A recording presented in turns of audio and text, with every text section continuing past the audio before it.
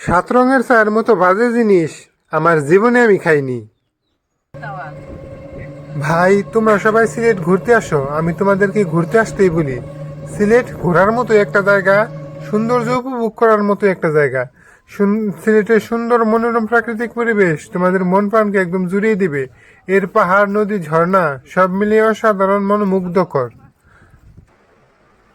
আর সিলেটের সাত রঙের চার কথা তো তোমরা শুনেছই। অনেকজনের কাছে অনেক কথা শুনছি, জাফলং আসছি এই সাত রঙের চা খেতে। এই সাত রঙের চা আমরা নিয়েছি। এটা খেতে এতটা বাজে যে যা বলার মতো না।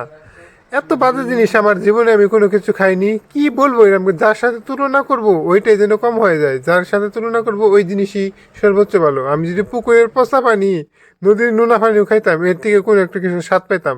এর মধ্যে কোনো স্বাদই নেই, কিচ্ছুই নেই। সিলেট আসা তোমরা আর যাই করো নাই করো, কেউ জাফলং এসে এই সাত রঙের চা খেও না।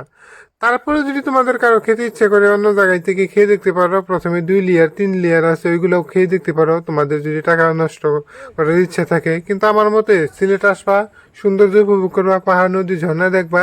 এই সাত রঙের চা, এই জাফলং এর সাত রঙের চা ভুলেও খাবা না। সম্পূর্ণ টাকা নষ্ট, সময় নষ্ট।